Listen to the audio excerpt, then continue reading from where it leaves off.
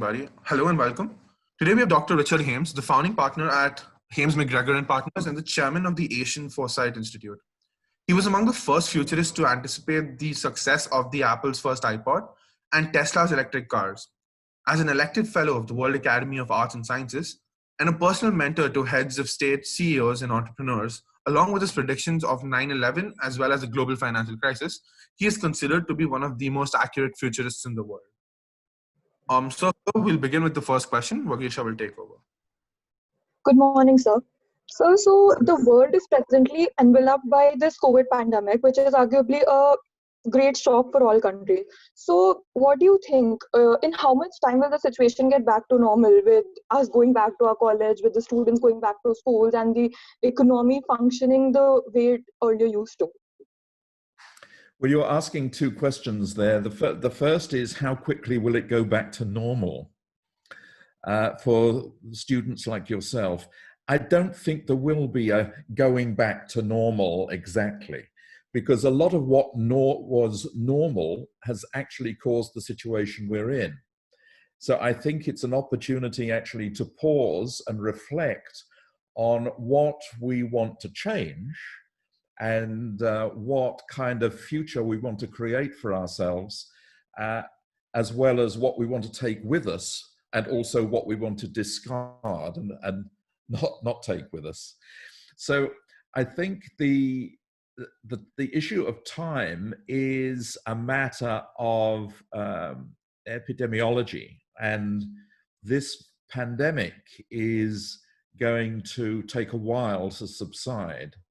So in terms of actually going back to studies, first of all, I think we're going to move to a more hybrid situation, or a mixture of physical classes, for example, and online or remote work.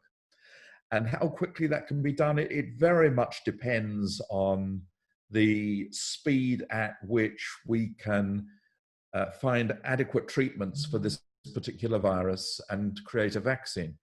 And if you consider that there still isn't a vaccine for SARS-1, which occurred in 2003, so 17 years ago, admittedly, things are happening very fast in comparison today, and there's a lot more cooperation as well. But we might be looking at anywhere between 12 and 18 months before we can actually say, well, there's a level of normalcy now that we can relax more than we can at the moment. Right, sir. So after 9/11 and the global financial crisis that you predicted, you also predicted that there will be a global economic crash. So do you think that this economic crisis will be resolved in the upcoming years? And if it is, then which sector will be affected the most, according to you? Well, we're moving fast into a global depression now. Productivity rates have slowed enormously right around the world. And I think that what we have to do is really work out, what we want, what kind of future we want to create. Do we really want to manufacture all the kinds of things we were manufacturing beforehand? Or do we want to focus on what is really necessary and what we really need? And the world, I don't think, so, in terms of the amount of energy needed to manufacture and create things, I don't think the world can take the kind of levels of production that we have been seeing, for example. So I think a lot is going to change. I also believe very strongly that in terms, and I'm not an economist, so you mustn't take this as gospel from an economist, but I really do believe the kind of economy we've got at the moment is simply unsustainable. I think there are various factors in that economy, such as the quest for continuous growth, for example, and the level of debt as another example. These are imperatives in terms of the capitalist ideal, but are really proving to be very harmful for society as a whole.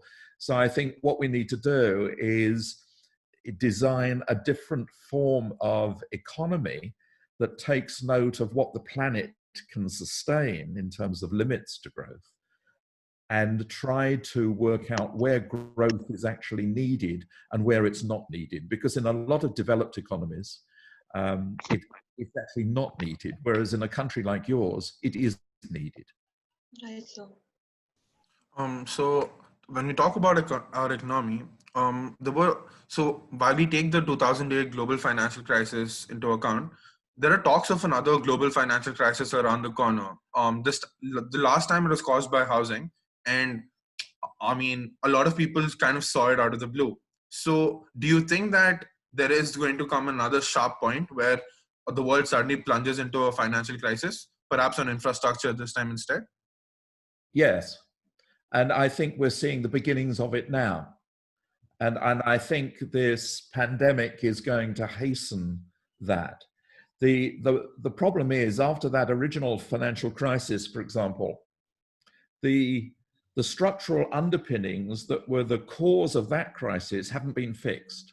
We've still got the same kinds of problems in place, and we haven't moved sufficiently to design a different system. On top of that, you've now got a real problem that we've got this burgeoning explosion in the population. I mean, we're now dealing with 7.8 billion people on the planet, all wanting goods and services and a quality of life similar to that in the more advanced economies.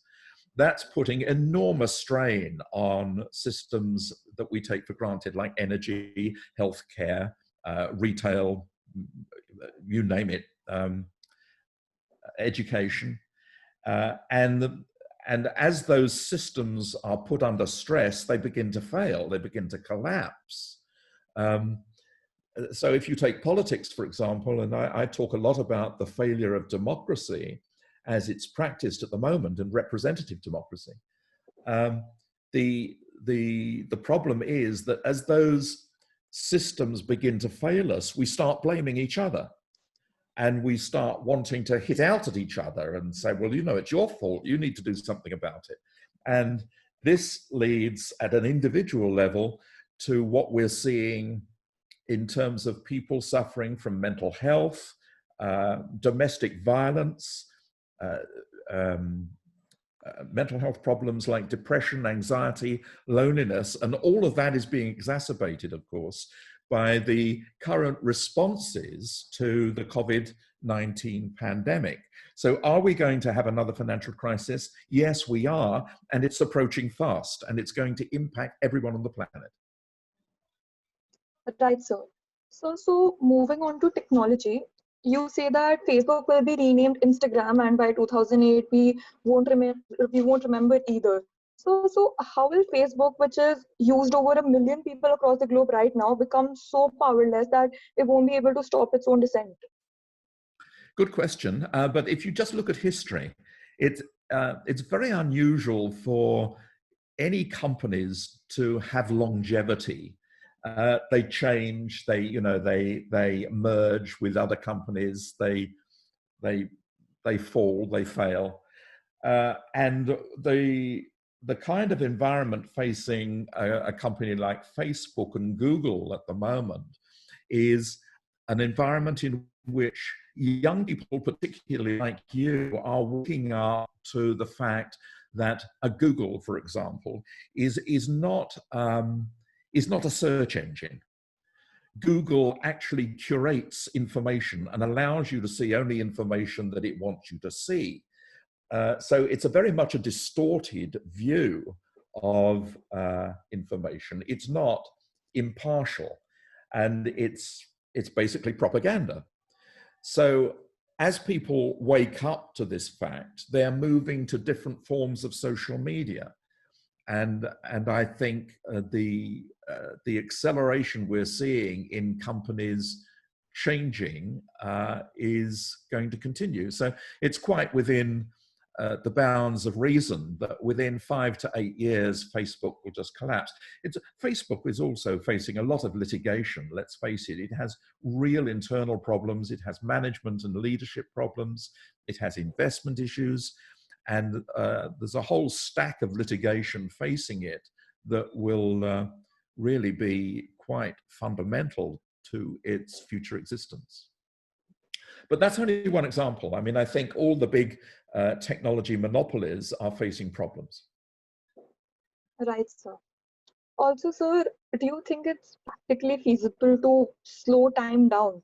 Because this is what a prediction that you made. So I wanted to know what is the accuracy of this prediction? Because we have only seen this concept in fictional shows, and in terms of quantum technology also, we can't do that because time does not exist. So in the coming years, will technology be able to pull this information from past and future to actually examine things in a better way? Yeah, that's a brilliant question. That really is a brilliant question. And the answer is yes, kind of. You can slow time down. I mean, one of these predictions I've made, which have been fairly accurate, haven't come out of nowhere. I don't use a crystal ball. They're not my opinions. The research method we use is fairly rigorous. And we use artificial intelligence, for example, to do a lot of horizon scanning to find out, to draw in information from everywhere. But the process we use is also undertaken in what I call an expanded now, whereby we are able to go back in time and ask questions about why decisions were made, what events occurred that stimulated that kind of thinking. And we can go out into the future. So this expanded now is not an actual slowing down of time, but it gives us pause for reflection much more than the kind of normal routine, this has happened, so we must make a decision. So I think it's perfectly possible to look at information in a more reflective way, especially if we're in a situation, an immersive visualization platform, for example, where we can actually see the complexity we're talking about. Does that make sense? Yes, sir. Right, sir. Rightly said. So Lohit will be asking the next question. Yes, sir. So, taking a slight bit of a tangent here and coming towards politics and world leaders, for example, another very interesting prediction you made is that there is a possibility of a world leader being assassinated by the use of autonomous drone technology. So, while drone technology has been used by countries for a while now, how exactly is this about to transpire? I believe in one of your articles you mentioned that you're actually surprised it hasn't happened already. So, could you give us a bit into your thoughts on that? I actually think it has happened already. The assassination by the US last year of Qasem Soleimani, for example, Yes. in Iran. I mean, I wasn't expecting, I didn't have him in my thinking, but certainly it could be seen. He was certainly a regional leader, a very important regional leader in the jigsaw puzzle of what is the Middle East. So to that extent, I think it's already happened, but I think other assassinations will happen. I think it's inevitable. And especially when you have some incumbent leaders who have a very tenuous hold on reality, like Donald Trump seems to have. I think anything can happen. If you look at the technology that exists at the moment in conjunction with miniaturization and autonomous drone warfare and the possibility of swarm technology being used as well, it's moved from fiction or science fiction to reality in the halls of DARPA in the US, for example, and also to some extent in laboratories in China. And so this is very much on the cards. I think the whole notion of conflict and warfare will gradually move to a very different level, where we might even go back to the idea of gladiatorial combat, limited in a particular arena or theater, rather than take it into the general population where we start destroying cities and people's lives. That might be 20 to 30 years ahead, but nevertheless, that it's an evolution that you can see if you go back in history of how warfare has changed. I think it's only recently, over the past 100 to 150 years, that we've been using warfare to destroy communities and people's lives and buildings and infrastructure. I think we'll move away from that. But I think also that these drone assassinations will become more and more likely over the next 5 years as the pressure mounts from the general population. And in particular, remember the 5 billion people who are hovering on poverty, who, where the current systems are not doing anything for them. And I quite realistically see that 5 billion people, if they're connected with technology, will rise up against what we have in place at the moment. And why wouldn't they? Sorry, that's a bit diversive, but it answers your question and more. Yes, in fact, that actually leads me to my next question. In a situation, okay, so the existence of a world order post World War II was something that is pretty much established. You have the permanent 5 members in the Security Council and so on. But there are talks that, you know, the world order that we are used to is perhaps not still as prevalent as it was back in the day. And is there an emergence of a new world order which perhaps revolves around countries like India and Germany, which are up and coming on the global stage? The answer probably is yes. The infrastructure that we set up after the war, with in the economy as well as, and also organizations like NATO and the UN, are not able to do the job it was intended they should do today, for a variety of reasons. One is funding. One is the inability to really get our minds around the complexity of issues that exist today. Another is the interpretation of state sovereignty that various nations now have, where they don't want other people to intervene in their, what they see as their internal affairs. So a whole host of reasons why it's not working. We do need, I believe, actually I was talking to your own Shashi Tharoor just the other evening about this, and he believes that we can't just demolish the UN because, you know, that's all we've got at the moment. But I do believe personally that we need organizations of a different international order that have teeth and real legal standing and teeth, where they can override national sovereignty and parochial rationales to make sure that humanity as a whole is being served more appropriately. And in the case of this pandemic, for example, if you look at the various responses around the world and the differences, and now the difficulties in people moving across borders as a result of that, it's one example of why the World Health Organization, or an organization like it, should be able to mandate what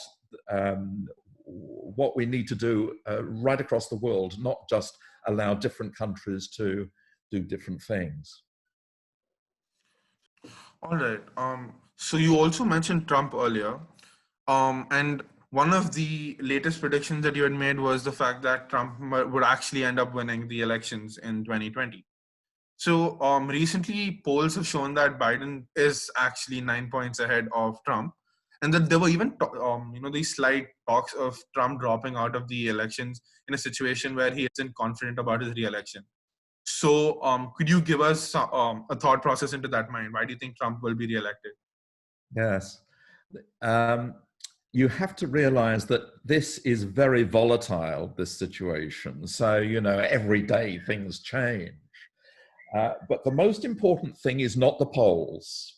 The most important thing is the attitude of the Electoral College, which finally makes the decision about who will be elected president of the US.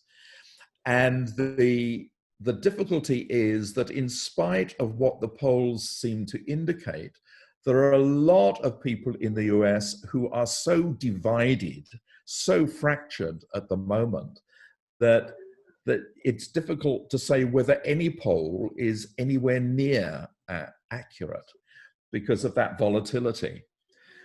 In the work we've done in monitoring the various factors that we believe are issues in terms of who the next president will be, the one factor that looms large is the question of who Joe Biden will choose as his running mate. If he happens to choose an African-American woman, for example, like Kamala Harris, then it's quite possible that the tables will be turned and Biden will get in just. But if he makes the wrong choice, then in spite of everything that has happened and is happening now around the Trump presidency, there's every reason to believe that Trump will be re-elected. Or a third scenario, which is also possible, that if he's not, then some excuse will be manufactured, fabricated, that allows him to stay on in an unprecedented way and impose martial law, or just say, you know, this is a fraudulent election, there's been interference by China. So many things could happen whereby, for the first time in history, the president refuses to go. All right, so a little bit of follow-up to that. In the US right now, a lot of people who were inherently pro-Trump voters have steadily been declining away from that. They've been moving towards another option. And rather than choosing the best candidate, it's more of a, we'd rather have anyone but Trump. So seeing that that movement is actually becoming huge, do you see there being a possibility of, by popular vote, Trump actually moved if he decides to stay on? Yes, anything could happen. Anything could happen. We could see civil conflict. We could even see him resign or remove himself from the race before the election in November. Things are that volatile. And he has the kind of personality that doesn't want to be seen to be defeated. And so it's quite possible that one other factor, because of that growing sense that he's not the right person for the presidency, that he could actually resign before the election. I don't know what would happen in those circumstances. Right, sir. So moving on, you say that I would love to quote a phrase that you talked about earlier, which says that deforming the familiar while making the unfamiliar commonplace. So it's human nature to fear what we don't really understand. So could you elaborate on what sort of effect this has on your everyday folk, and what are your thoughts on our future? Very difficult, you know. The theme I come back to again and again, and there are so many possibilities here, so I just want to choose one example. But the theme I choose over and over again is this pressure of materialism on a population of 7.8 billion people. And I think if we don't do something about that and seriously work out what is important to us and what is not, then we could actually continue to live lives that are going to be a burden actually on the planet, and we'll see the extinction of our species by the turn of the century. Now, for me, I actually don't believe that will happen. It's a possibility, but I don't think that will happen, because I have enormous optimism and hope in the people of your generation who will begin to think differently about what you need as your future, and see through the falseness and the lies that we've been my generation has told you, that at the moment is stealing your future. I have enormous hope that the young people everywhere will see that they don't want what they're being offered as an inheritance, and they want a more peaceful world, they want a more empathic and compassionate world, and they want a world in which the human family can live in peace with one another. I really hold out hope that that is going to happen. That's a very different world from what we've got at the moment. Right. Right, so that pretty much brings us to the last question of this interview. For our viewers, could you give us a taste of what goes on in your mind? Like, how do you make these predictions? What's the science and the story behind it? Because it's something that's Okay. really fascinating to a lot of us. Yeah, very quickly. First of all, we come up with what we call a keystone question. That is a very deep question about what's going on here. What is it in the code of the language we use that allows us to keep seeing the world in this way? Or is there a different way of seeing? We want to come up with a fundamental research question. Once we've got a research question, we then use artificial intelligence to interrogate that question. So the AI, through the algorithms we've got, will scan literally hundreds of millions of documents that exist in the public domain online. We get back raw data, perhaps 20 to 30 pages of raw data on that question. It could be words, articles, maps, diagrams, systems maps, you name it, scenarios. We then try to make sense of that by sorting that into stories or narratives. Once we've got to that stage, we send it out to around 3,000 trusted sources around the world for their input. We usually get back about 10%. That's built into the stories, and we get scenarios from there. And at that stage, that's when we start looking at those in depth about what really matters, what's going on here. And then the predictions, and very finally, if we're going to make a prediction or anticipate something, it's because that in each of those scenarios, the same factors or the same patterns exist. So we'll say, hey, there's something going on here, which is consistent right across these stories. And we say, people, if you don't do something differently, then this is going to happen. We can't tell you when, but at some stage it will happen. And that's basically how we do our research. It's very rigorous indeed, and involves a lot of people and the use of machine intelligence to help us. Right, sir. So one last question. How do you choose these 3,000 people? Like, are they different people in different sectors who are doing different jobs, or what is your basis of choosing the 3,000 people? It's just my network is around 16,000 around the world, and it's people, the 3,000 trusted sources are usually people in any profession. It doesn't matter. Yes, they're young and old and men and women, and they're working in different industries.